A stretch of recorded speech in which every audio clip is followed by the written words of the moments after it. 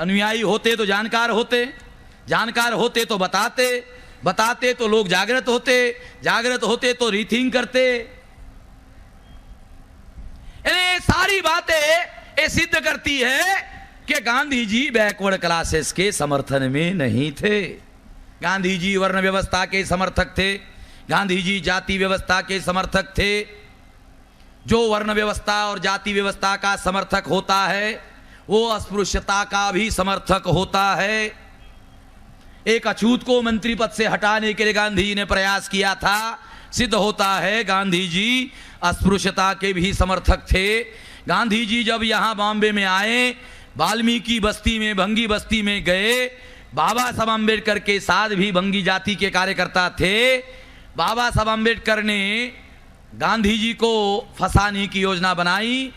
बाबा साहब अम्बेडकर ने एक भंगी कार्यकर्ता को बुलाया, उसको कहा कि बढ़िया क्वालिटी के फल खरीदो और शुद्ध सफेद कपड़े पहनो, एकदम साफ सुथरे, और गांधी जी को मिलने के लिए जाओ और उनको कहो गांधी जी आपके नाश्ते के लिए मैं ये गरम गरम दूध और गरम गरम मैं सेब लाया हूं, आप खाओ। तो गांधी जी ने कहा वो सेब मेरे बकरी को खिला दो और मैं दूध पीता नहीं हूं। बाबा साहब ने पहले कहा था ये भंगी को, तेरे हाथ का गांधी जी खाने वाले पीने वाले नहीं है।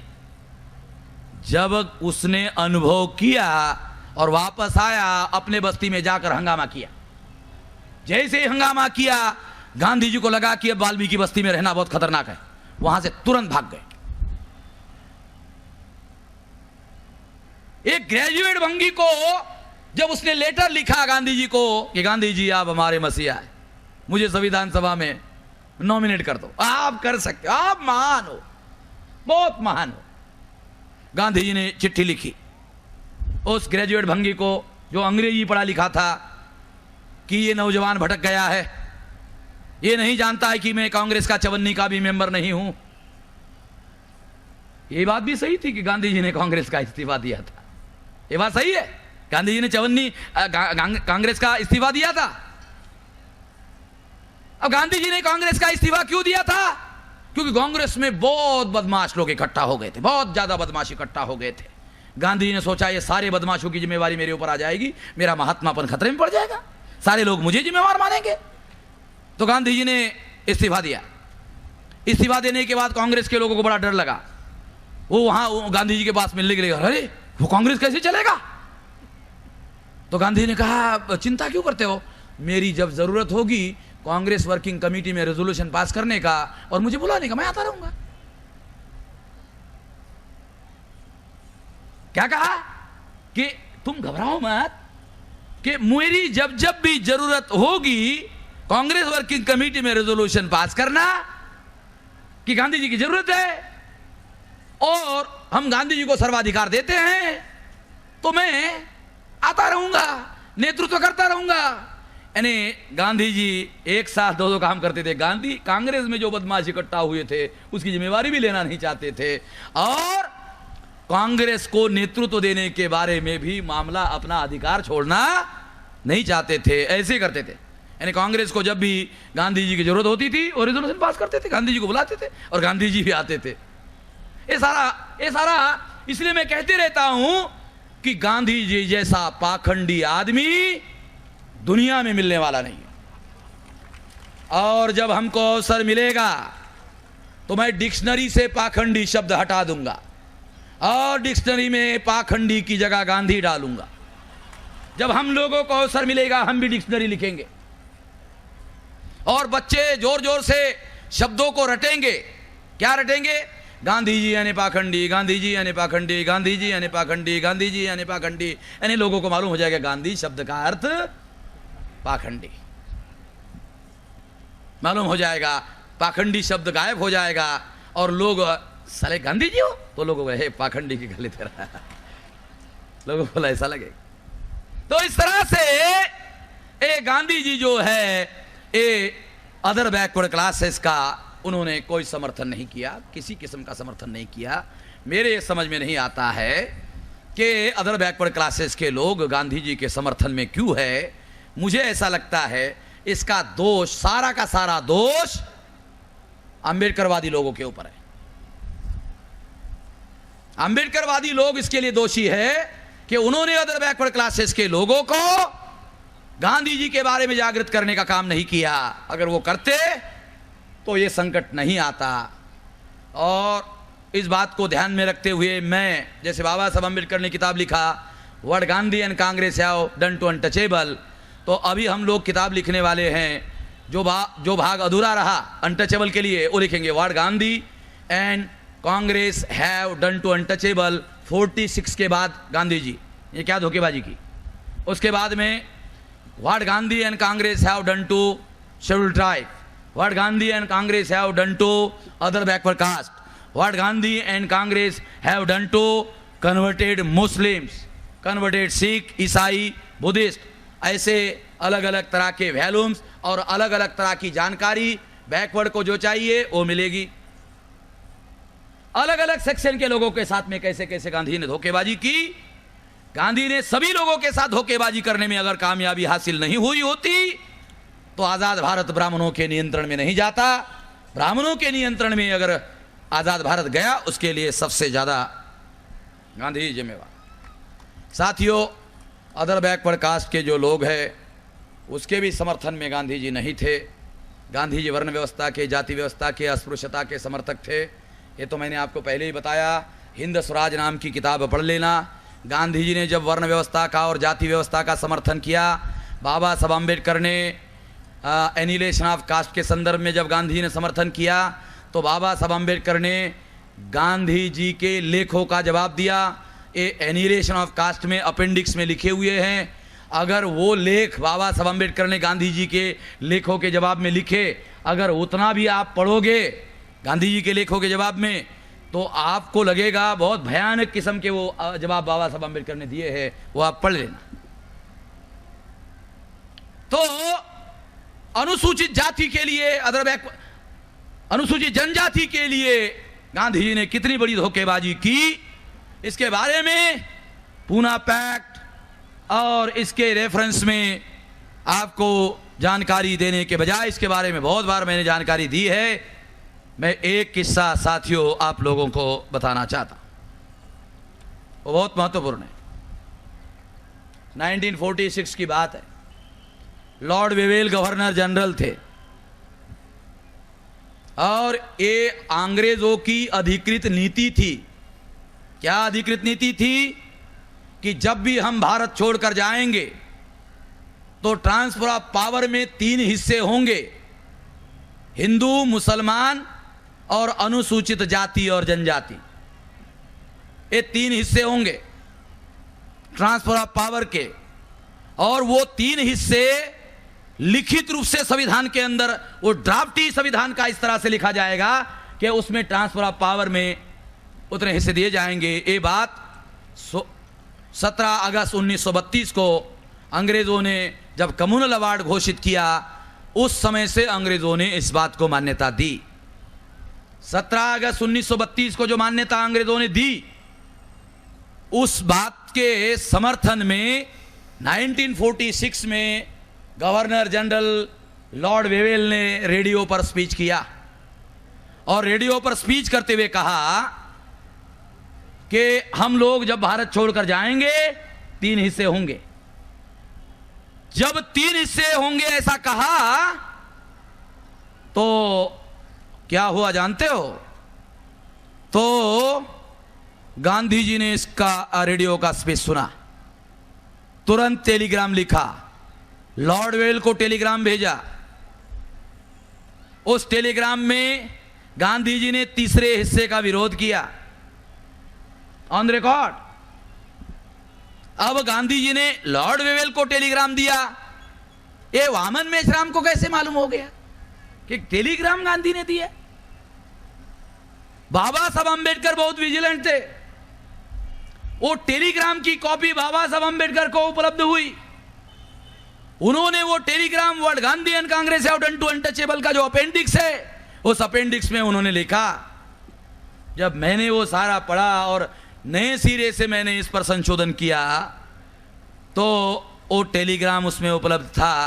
इसका मतलब है कि 1946 तक अंग्रेज 3 हिस्से बनाने के लिए अधिकृत रूप से राजी थे, ये दस्तावेजी प्रमाण उपलब्ध है। अब सवाल है, 15 अगस्त 1947 को भारत आज़ाद हुआ, 46 में ये हुआ।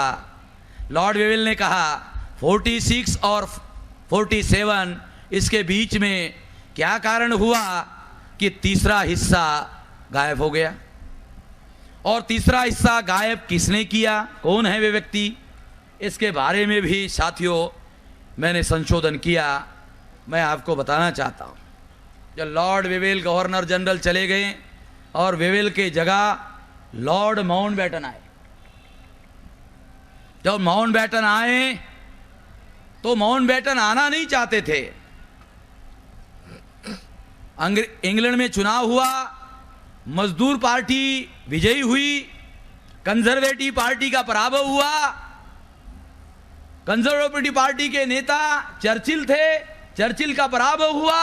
देखो बड़ी अजीब किस्म की बात है, भारत की कंजर्वेटिव पार्टी कांग्रेस, भारत के कंजर्वेटिव जाति ब्राह्मण, वो हमको अधिकार देना नहीं चाहते थे, और इंग्लैंड की कंजर्वेटिव पार्टी हमको अधिकार देने के लिए राजी थी।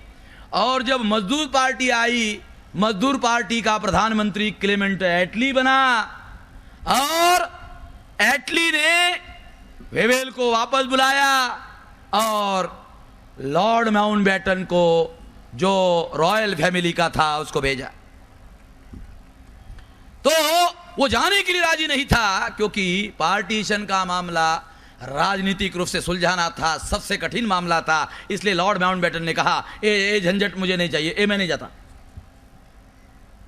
क्लेमेंट एटली ने जब उसके ऊपर दबाव डाला तो फिर भी उसने एक शर्त रखी, और शर्त ऐसी रखी कि क्लेमेंट एटली नहीं मानेगा तो मुझे जाने की जरूरत खत्म हो जाएगी। उसने क्या शर्त रखी, उसने शर्त रखी कि दिल्ली में मैं जो फैसले करूंगा, मेरे फैसले में लंदन की जो गवर्नमेंट है अंग्रेजों की, वो हस्तक्षेप नहीं करेगी। ऐसी शर्तें तो किसी गवर्नर जनरल की नहीं मानी जा सकती है, मगर क्लेमेंट एटली ने लॉर्ड माउंटबेटन की ये शर्त भी मानी। फ्रीडम ऑफ नाइट नाम का किताब पढ़ लो, आप लोगों को ये उसमें मिल जाएगा। ये शर्त भी मानी। जब माउंटबेटन आए तो माउंटबेटन ने स्ट्रैटेजी बनाई कि पार्टीशन को गांधी जी की मान्यता मिलनी चाहिए, रणनीति बनाई। और इस रणनीति के तहत माउंटबेटन, जो राज परिवार का आदमी था, जिसको जन्मतः राजनीति मालूम थी, उसने क्या रणनीति बनाई कि उसने रणनीति बनाई गांधी जी का दाया हाथ जवाहरलाल, बाया हाथ सरदार पटेल। तो उसने सोचा पहले दाया और बाया हाथ जो है गांधी जी का, वो अपने साथ ले लेते। तो जवाहरलाल नेहरू को कन्विंस करने के लिए माउंटबेटन ने अपनी बीवी को लगाया, तो जल्दी समझ गया वो। लॉर्ड माउंटबेटन ने अपने बीवी को जवाहरलाल के पीछे लगाया। उसके बीवी ने पता नहीं उसको समझाया या नहीं समझाया, मगर वो समझ गया।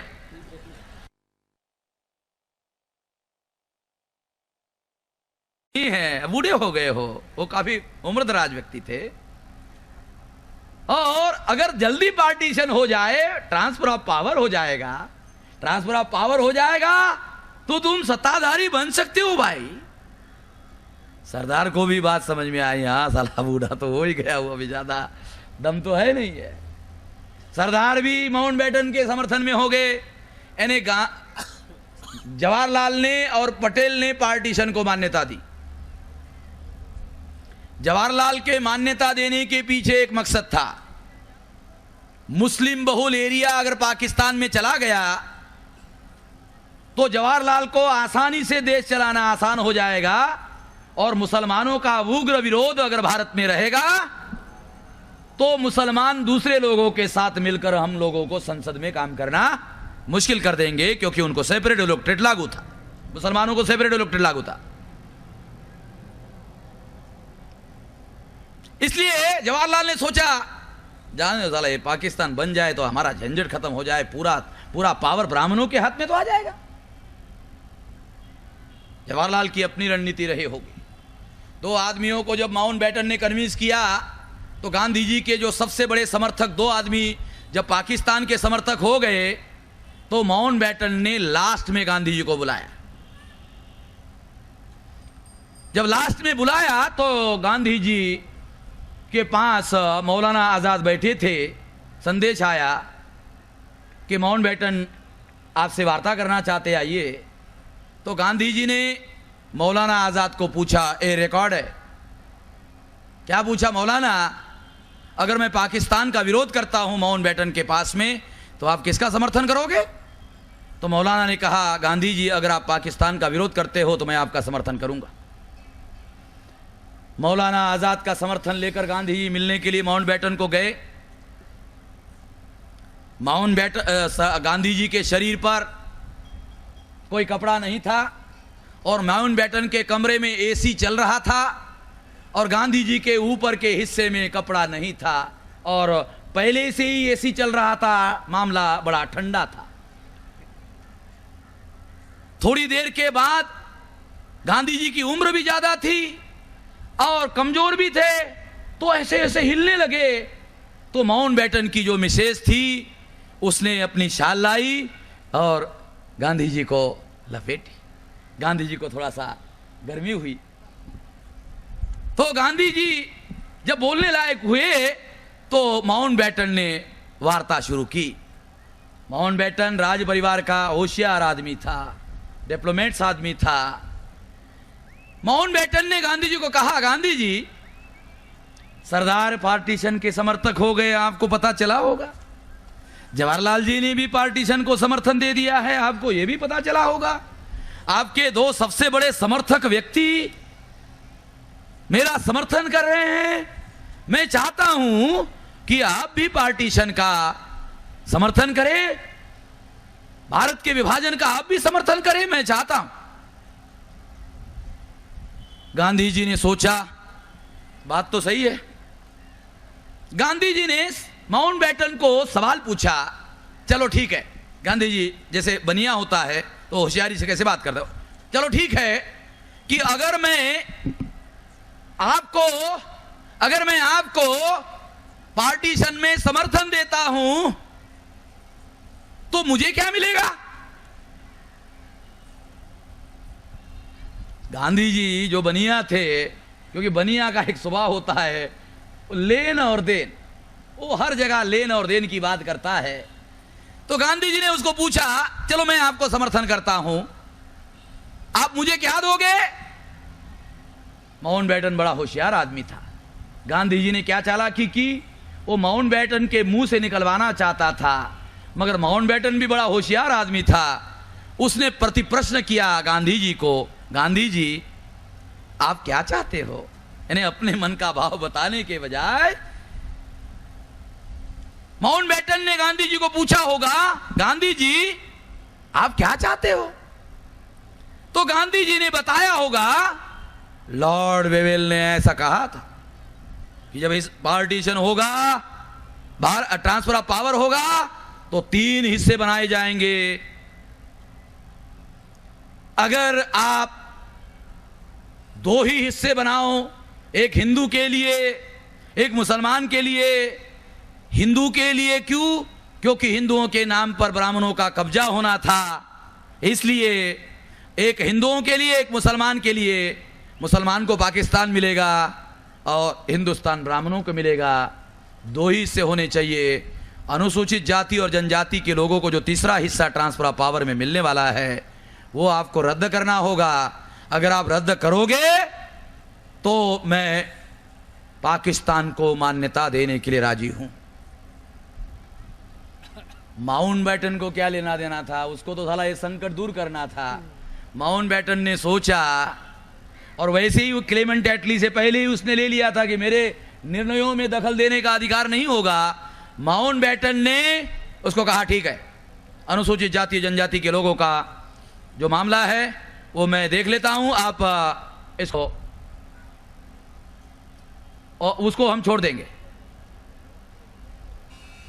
जब ये सौदेबाजी गांधी जी और माउंटबेटन के बीच में हो गई, पाकिस्तान को मान्यता गांधी जी के लिए, गांधी जी की मिल गई, गांधी जी बाहर आए। अब ये सारा संवाद जो मैं आपको बता रहा हूं ये रिकॉर्ड में तो नहीं है, मगर एक बात रिकॉर्ड में, वो रिकॉर्ड में क्या है, जैसे ही फैसला हुआ अंग्रेजों ने बाबा साहब अम्बेडकर को कम्युनिकेट किया, तीसरा हिस्सा नहीं मिलेगा। अंग्रेजों ने बाबा साहब अम्बेडकर को कम्युनिकेट किया, अंग्रेज जो पहले मानते थे तीसरा हिस्सा मिलेगा, उन्होंने बाबा साहब अम्बेडकर को कम्युनिकेट किया, तीसरा हिस्सा नहीं मिलेगा। जैसे ही नहीं मिलेगा ऐसे बाबा साहब अम्बेडकर को पता चला, वो तुरंत इंग्लैंड गए, ये ऑन रिकॉर्ड इंग्लैंड गए। वहां मजदूर पार्टी की सरकार थी, वो मिनिस्टर्स और सरकार के लोगों को मिले, सरकार ने उनको कहा आपको भारत में वापस जाना होगा और गांधी जी से वार्ता करनी होगी। ये मामला समाप्त हो गया है, अभी हम इसमें कुछ नहीं करने वाले।